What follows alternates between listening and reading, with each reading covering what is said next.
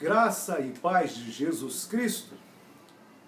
Hoje nós iremos meditar um pouco sobre quem é Jesus. Iremos aprender um pouco mais sobre Deus, sobre aquilo que a nossa alma necessita, clama e anseia. Nós estaremos gravando várias aulas para que nós possamos aprofundar o nosso conhecimento em Deus e Jesus Cristo, e assim nós possamos alcançar paz, a paz que esse mundo não dá, a alegria do Espírito Santo, que nós possamos ter certeza que nós estamos caminhando rumo ao céu. E nós iremos meditar nesta primeira aula sobre: será que Deus se importa com nós?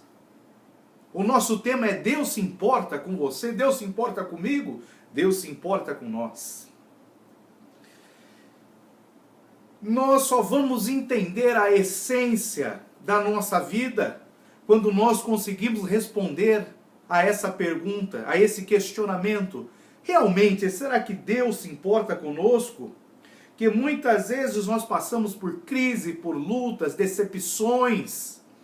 E se nós entendemos que Deus, um ser superior, criou o mundo, o universo, todas as coisas e nos criou, quando nós passamos por dificuldades, por momentos tristes, por adversidades, nós chegamos até a pensar: será que Ele nos criou e nos abandonou? Nos deixou a nossa própria sorte? Nós estamos vendo esse mundo sendo destruído, as pessoas se destruindo, se depravando cada vez mais. E a pergunta é: será que Deus se importa conosco? Nós temos que entender isso. Se Deus preocupa-se de fato comigo e com você, por que Ele permite tantos sofrimentos e angústias sobre a nossa vida? Esses questionamentos nos darão um profundo conhecimento de Deus e de Jesus Cristo. Se você tem essa pergunta em seu coração, é porque você ainda não teve um encontro com Jesus. Ainda você não teve uma experiência real com Jesus Cristo. Porque quando nós conhecemos a Jesus, quando nós temos um encontro com Jesus Cristo, essas dúvidas somem do nosso coração, nós passamos a não ter mais dúvidas, porque nós sabemos realmente qual é o propósito de Deus para nossas vidas. E é isso que nós vamos meditar nessa aula. Deus se importa comigo? Deus me abandonou? O que você sabe acerca de Deus? Você já parou para pensar? Qual é o conhecimento que você tem de Deus e de Jesus Cristo? Hoje, na televisão, na internet, nas ruas, em vários lugares, nós vemos muita informação que se refere a Deus e a Jesus. Informações que vêm de cá, vêm de lá, chegam a nós de várias maneiras.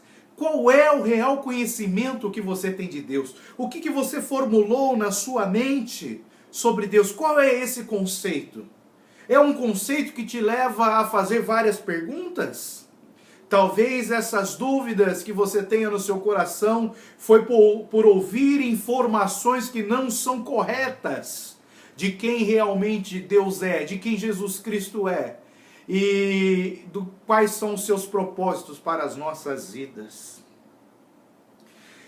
Se você sabe que Ele existe, que Deus existe, isso já é o princípio. Porque Deus existe. Até a ciência, os cientistas chegaram na conclusão que seria impossível esse mundo ser gerado do nada. Tem que ter um ser superior que estabeleceu todas as coisas e as mantém funcionando. A ciência estuda buscando a verdade. E eles acabam chegando em Deus. Oh, que coisa maravilhosa!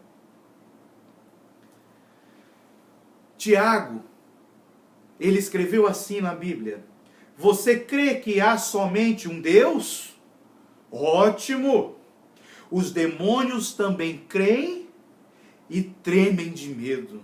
Tiago 2,19, capítulo 2, versículo 19.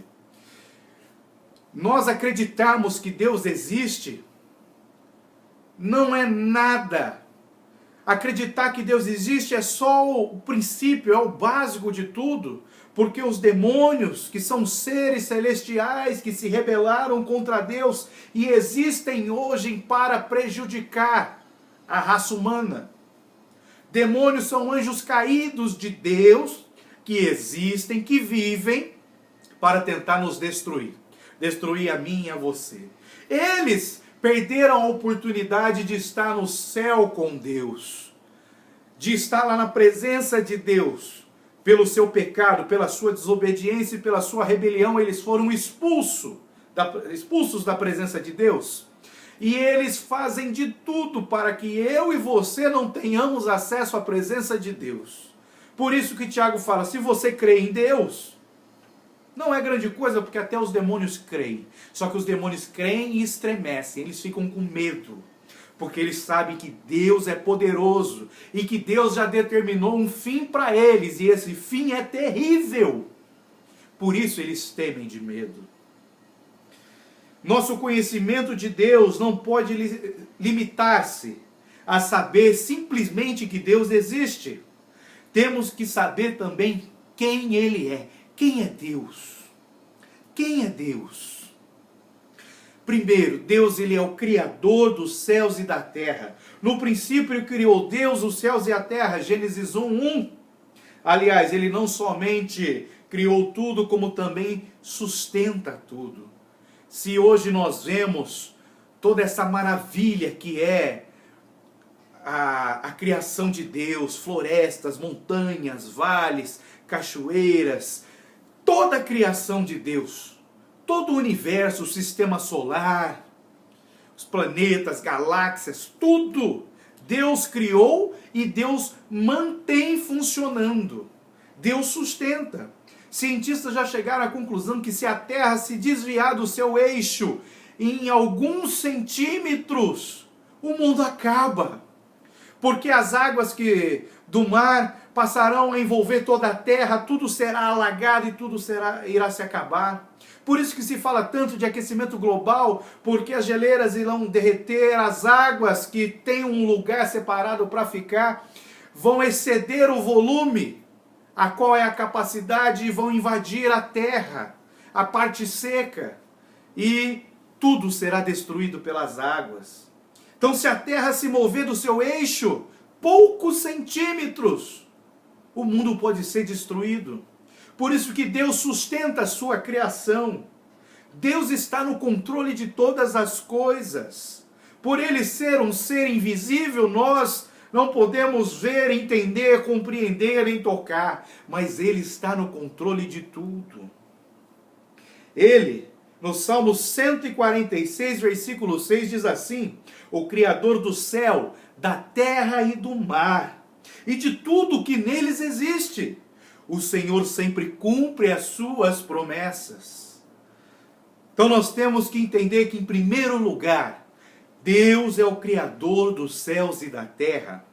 E em segundo lugar, Ele é o Criador do ser humano. Deus criou eu e você. Deus começou a criar o ser humano para que o ser humano se relacionasse com Deus. O homem não é simplesmente um subproduto de um processo evolutivo, não. Como alguns cientistas indagaram por não entender e não crer em Deus, inventaram teorias para se justificar a criação do homem, falando que o homem evoluiu de um outro ser. Mas essa teoria já foi lançada por terra há muito tempo, quando foram investigar a origem do corpo humano, com a origem de um animal ao qual o cientista disse que o homem evoluiu. Compararam a genética, as propriedades do corpo de ambos. E as propriedades da genética não batiam. Aí a Bíblia diz que o homem foi feito do pó da terra.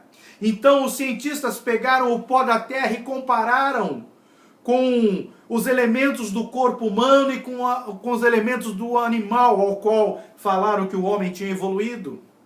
E os elementos do corpo do homem bateram com os elementos que foram tirados do pó da terra.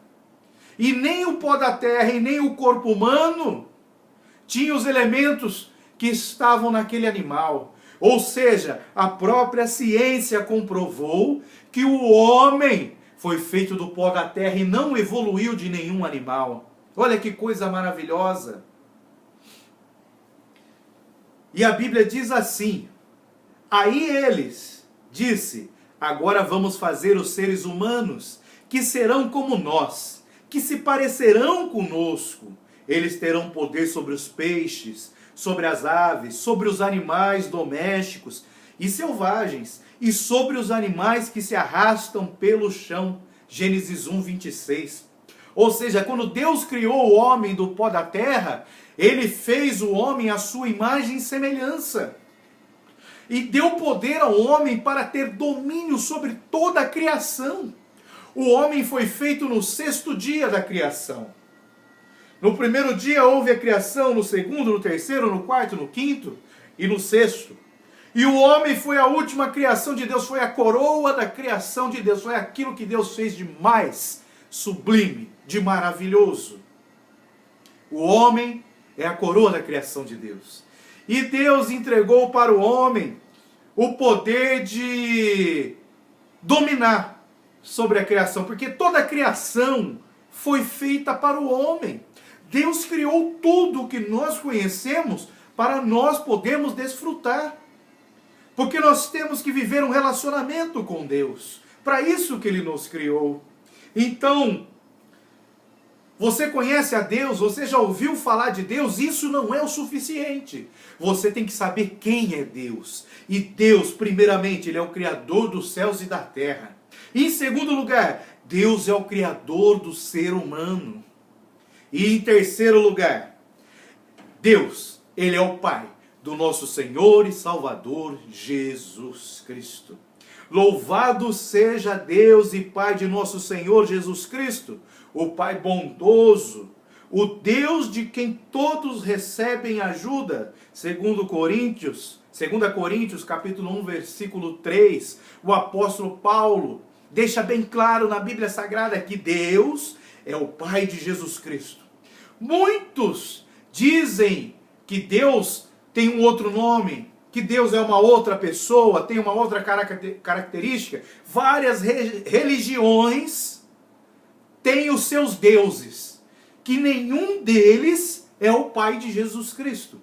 O único Deus verdadeiro que existe na face da terra é o Deus Pai do nosso Senhor e Salvador Jesus Cristo. Nós temos que identificar Ele. No Antigo Testamento, antes de Jesus Cristo nascer, não tinha como se identificar ao Deus Criador como o Pai de Jesus Cristo, porque em João 1,18 diz que Jesus estava escondido no seio do Pai. Ninguém sabia, ninguém conhecia sobre Jesus, sobre o Filho de Deus. Então Deus, quando se identifica aos primeiros homens, aqueles a qual nós chamamos de patriarcas, Ele se identifica como Deus eu sou, o Deus de Abraão, o Deus de Isaac e o Deus de Jacó. Nosso Deus, ele tem uma identidade desde o começo, e essa identidade foi reforçada, foi revelada para nós quando Jesus Cristo veio ao mundo. Então o Deus que nós devemos conhecer é o Deus Pai de nosso Senhor Jesus Cristo. Ele é o Criador de todas as coisas, Ele é o Criador dos céus e da terra, e Ele é o Criador de todos os seres humanos. Assim nós começamos a compreender, a conhecer um pouquinho mais de quem é Deus. Se você já tinha ouvido sobre Deus, já tinha um conceito sobre Deus, agora você está conhecendo quem é Deus. Deus é o Criador de tudo. Céu, terra, mar, de todo o universo, Criador do homem, de todo ser humano, Criador de todas as coisas. Se você está vivo aí assistindo esse vídeo, assistindo essa aula, é porque Deus te criou e Deus está sustentando a sua vida e permitindo que você respire, que você possa estar assistindo neste momento esta aula. Aprenda mais sobre quem é Deus. Então, primeiramente, Deus é o Criador dos céus e da terra. Deus é o Criador dos seres humanos. E Deus, Ele é o Pai do nosso Senhor e Salvador Jesus Cristo. E nós temos que entender que este mundo nos oferece várias falsas verdades, ou seja, mentiras. São coisas que o reino das trevas, lembra que eu falei sobre os demônios? Que são anjos que desobedeceram, se rebelaram e foram expulsos do céu? Esses anjos influenciam pessoas com mentiras. E essas pessoas, por tanto repetir essa mentira, passam a acreditar que ela é uma verdade. Ou seja, uma falsa verdade. E essas falsas verdades correm por todo o mundo, ainda mais agora que nós temos os meios de comunicação, internet, e-mail, WhatsApp, televisão, rádio. Essa falsa verdade corre por todo o mundo para enganar os verdadeiros filhos de Deus, para enganar aqueles a quem Deus ama, a quem Deus quer dar a salvação. E nós temos que saber o que é realmente a verdade. Nós não podemos ser enganados, porque essa mentira nos leva à morte, a uma morte eterna. Deus sabia que o ser humano fracassaria? Deus criou os céus e a terra, criou o homem e a mulher, colocou no meio do jardim e deu poder para ele dominar sobre toda a criação. Mas o homem fraco pecou. Assim como os anjos que desobedeceram e se rebelaram contra Deus e foram expulsos do céu. O homem e a mulher, Adão e Eva, criados por Deus, desobedeceram, se rebelaram, pecaram e foram expulsos do paraíso, do jardim do Éden. O mesmo que aconteceu com os anjos aconteceu com a primeira criação humana. Ou seja, Deus não trata com dois pesos ou duas medidas. Deus, Ele é justo, é soberano. Ele trata igualmente a todos, Ele não faz acepção de pessoas, Ele não faz discriminação, Ele é justo. E Ele tratou o ser humano assim como tratou os anjos. Mas com um detalhe: quando Deus criou os anjos, Deus já criou os anjos para serem eternos. Quando Deus criou o homem, não. Deus criou o homem e deu a opção para o homem escolher. O homem poderia escolher em ser eterno ou não. Os anjos, ao desobedecerem a Deus, ao pecarem, se tornaram eternos pecadores. E aqueles que não se misturaram com a rebelião, que não desobedeceram, que não pecaram, se tornaram eternamente justos. E Deus fez separação entre os pecadores eternos e aqueles que são justos eternamente. Mas com o homem foi diferente. Por Deus ter feito o homem um pouquinho menor do que os anjos. E tem um texto que diz assim: que é um simples ser humano para que penses nele? Que era um ser humano mortal para que te preocupes com ele? No entanto, fizeste o ser humano inferior somente a ti mesmo, e lhe deste a glória e a honra de um rei. Tu lhe deste poder sobre tudo o que criaste. Tu puseste todas as coisas debaixo do domínio dele. Salmos 8, verso 4 ao 6. Ou seja, Deus criou o homem diferente dos anjos. O homem não foi feito eterno ou imortal. O homem foi feito mortal. E teve a opção de escolher se queria ser eterno ou não. Deus colocou no meio do jardim uma árvore chamada árvore da vida. Sendo que o homem, se ele comesse desta árvore, ele se tornaria eterno, eternamente justo, como os anjos do céu. Mas o homem, ao desobedecer, ao invés de comer da árvore da vida, comeu de uma outra árvore, a qual Deus falou que era para ele não comer. A árvore do conhecimento do bem e do mal. E quando o homem desobedece, e peca, a morte entra e o homem se torna mortal. Aí vem a pergunta que nós fizemos aqui: Deus sabia que o ser humano fracassaria? Sendo onisciente, ou seja, tendo conhecimento de tudo, Deus sabe de tudo, tudo o que vai acontecer. Deus sabe de todas as coisas, pois foi Ele que projetou e planejou tudo. Sendo onisciente, tendo conhecimento de tudo, Ele nada ignora. Ele fez questão de criar o homem com livre-arbítrio, Ele deixou o homem escolher. Ele deixou até os anjos escolherem. Deus não nos obriga a nada. Ele nos criou o máximo, ou melhor, o mínimo que nós temos que fazer é agradecer a Ele por estar vivo, por ter nos dado fôlego de vida, por ter nos criado. E nós nos rebelamos contra Deus. Deus nos deu o livre-arbítrio para que o nosso agradecimento não fosse algo obrigatório e forjado. Deus queria que nós reconhecêssemos tudo o que Ele fez por nós. Deus nos deu o poder de escolher. Agradecer a Ele, ser grato e viver eternamente na presença, ou de sermos ingratos, rebeldes, desobedientes e sermos condenados à morte. Deus nos deu esse poder, o livre-arbítrio. Mas Ele deu esse livre-arbítrio sabendo, mesmo sabendo que mais tarde viria Adão e Eva usar essa liberdade para desobedecer.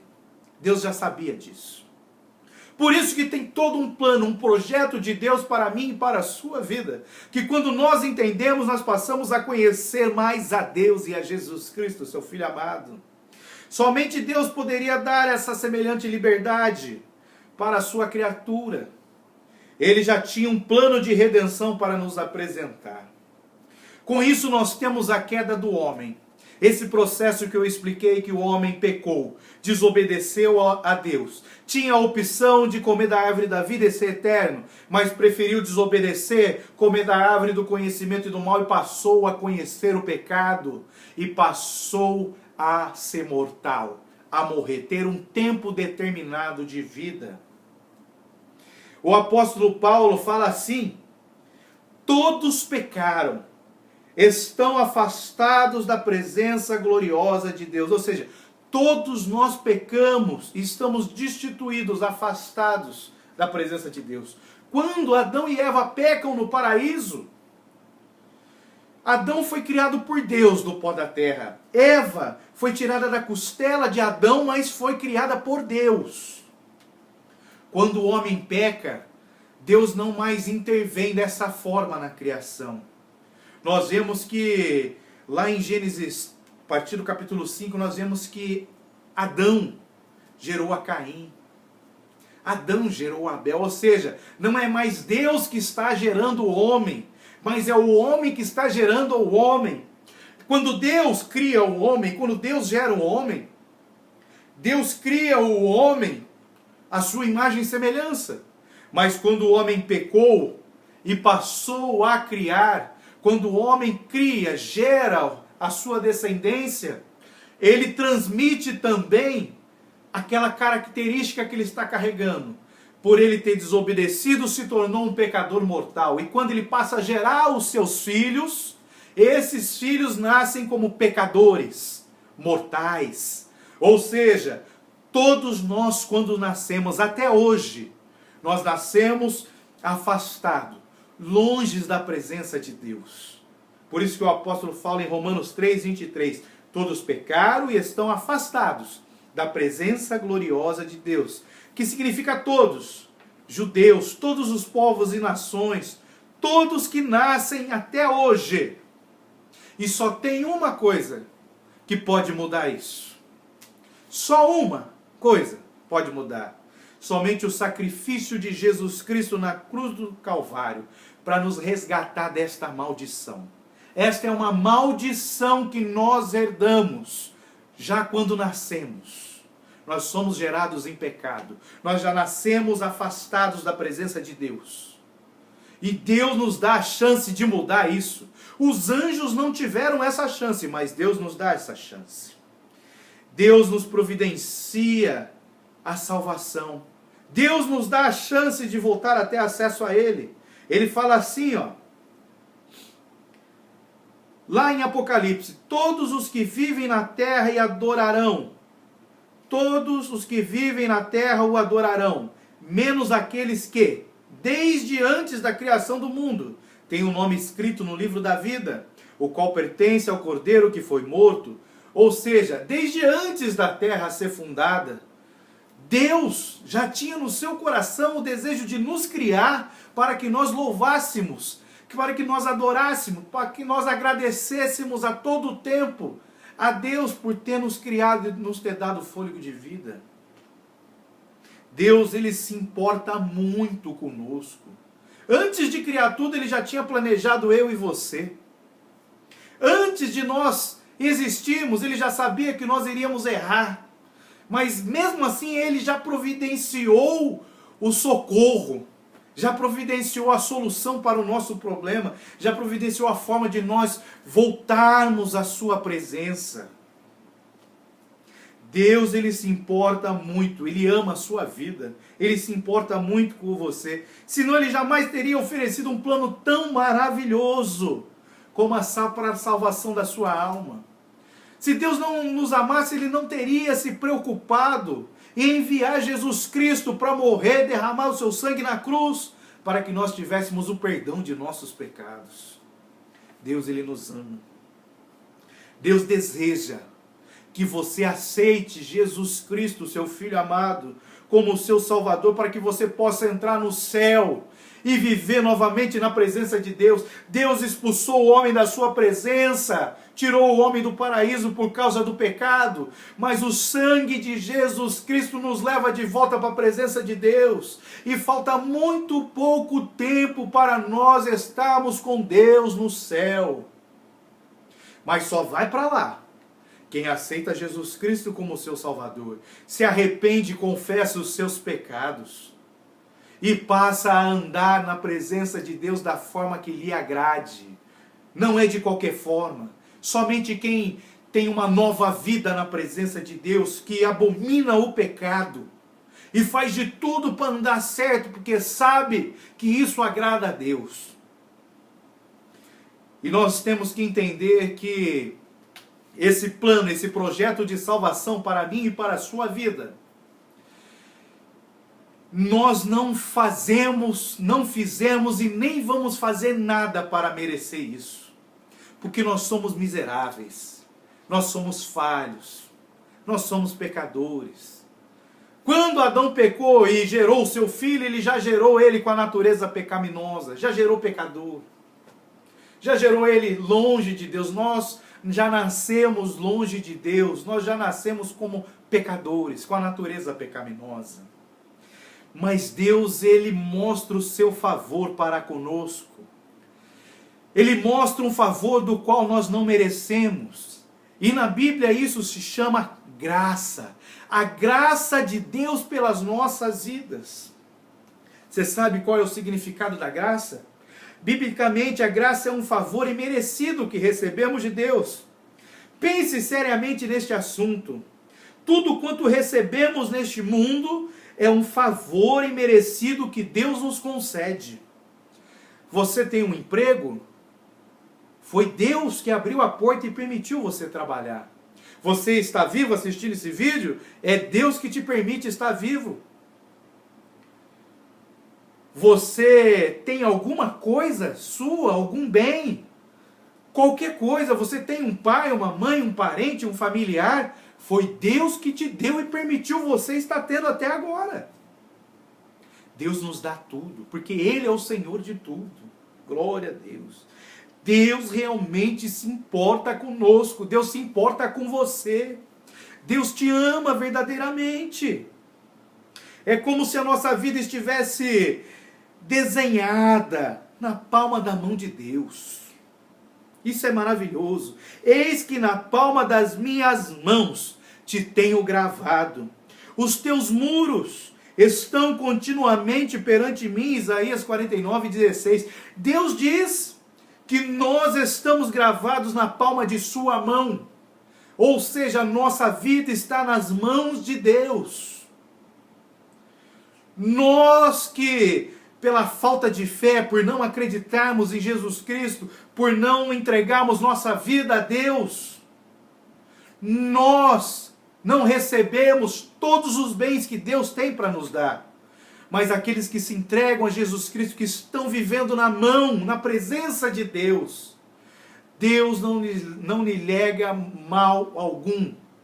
Deus faz tudo para o bem dos seus escolhidos. Glória a Jesus.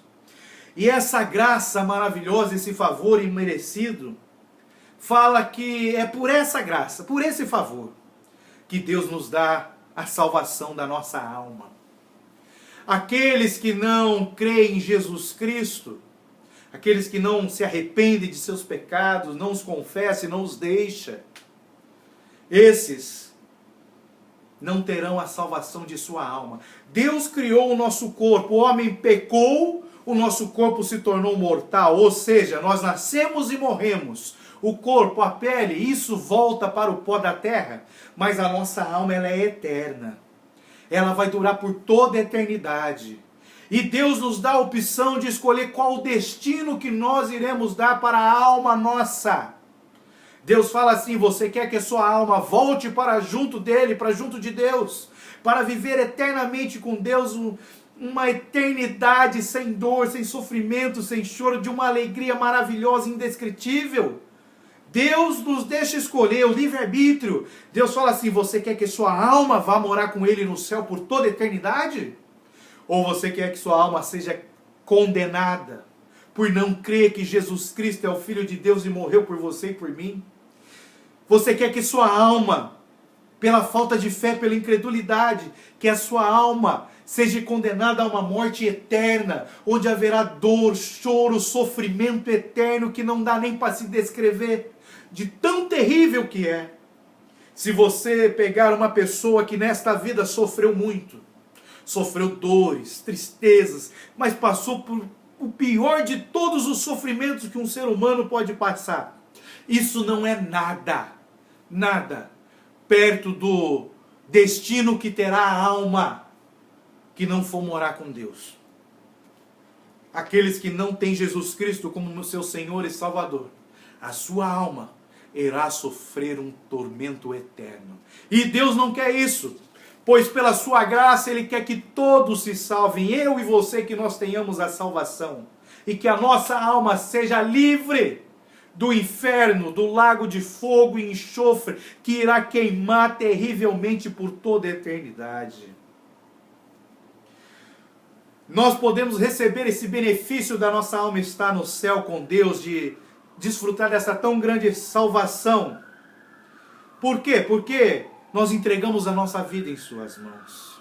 O maior favor que podemos receber de Deus é a salvação de nossas almas. Olha o que a Bíblia diz: pois pela graça de Deus vocês são salvos por meio da fé. Temos que crer em Jesus por meio da fé.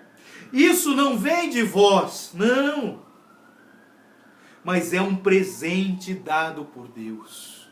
Nada que nós venhamos a fazer pode levar a nossa alma para o céu. A única coisa que pode levar a nossa alma para o céu é Jesus Cristo. E tudo que nós temos que fazer é crer que Ele morreu por nossos pecados, que Ele ressuscitou para nos dar a vida eterna. A salvação não é o resultado de esforços pessoais.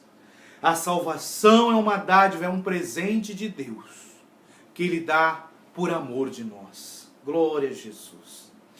Talvez você esteja perguntando ainda neste momento: quer dizer que não preciso fazer nada para obter a salvação da minha alma? Exatamente isso, eu não tenho que fazer nada. Jesus Cristo já fez tudo para que sua alma alcance a salvação e vá viver eternamente com Deus.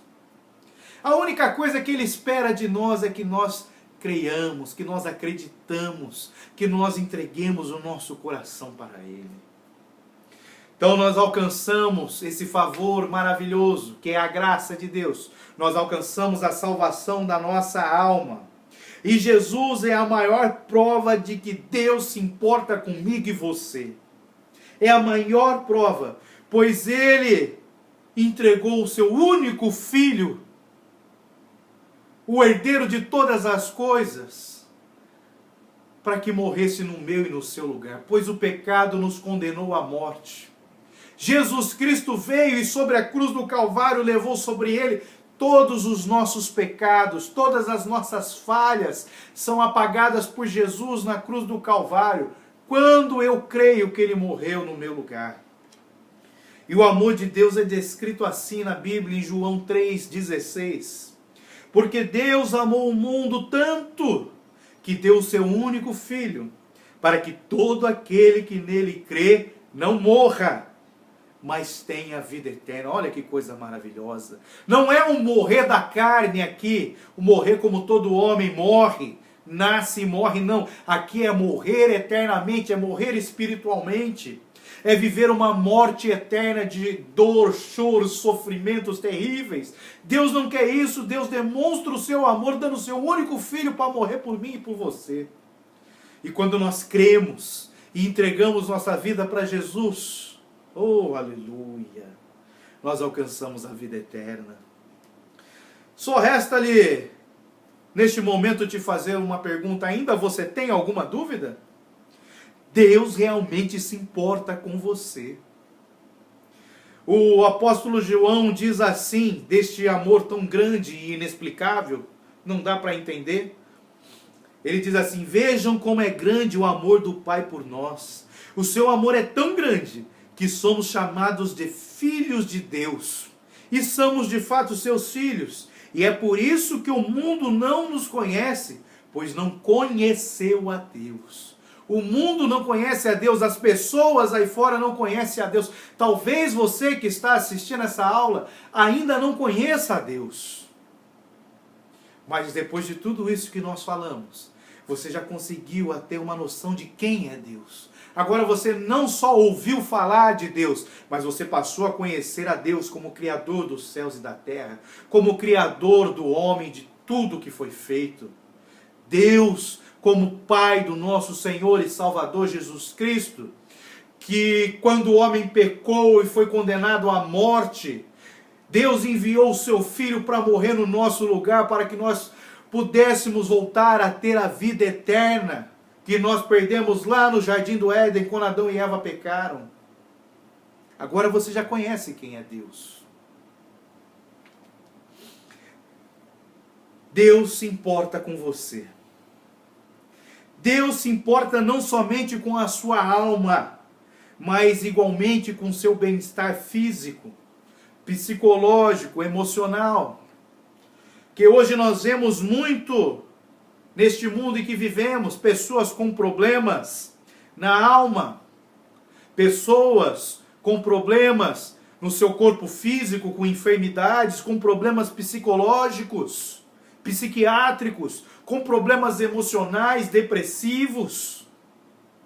Deus, Ele quer dar a salvação para a sua alma, mas Deus quer que nessa vida você desfrute de uma saúde física, de uma saúde psíquica e de uma saúde emocional. Deus quer te dar saúde. Ele se preocupa com você. Em relação ao bem-estar físico do nosso corpo, o amoroso Pai, nosso Deus, que Ele quer que nós tenhamos perfeita saúde. Como reconhece Davi num salmo que diz assim: o Senhor perdoa todos os meus pecados e cura todas as minhas doenças. Salmo 103:3. Quando eu confesso todos os meus pecados e deixo-os, não venho a cometê-los eles novamente. Quando eu confesso, arrependido de tê-los praticado, e deixo esses pecados e clamo a Deus, Deus me cura, crendo que Jesus Cristo levou todas as minhas enfermidades sobre Ele lá na cruz do Calvário. Quando eu creio nisso, Deus cura-me de toda enfermidade. Deus me cura de toda enfermidade. E não é somente palavras que eu estou dizendo, pois existem milhares e milhares e milhares de testemunhos de pessoas ainda hoje sendo curadas por Deus. Eu fui curado por Deus, minha esposa foi curada por Deus, meu filho foi curado por Deus. E não é cura de coisas pequenas, se assim podemos classificar alguma enfermidade, mas é cura de algo como um câncer, como uma doença mental. é cura de algo que necessitava de cirurgia.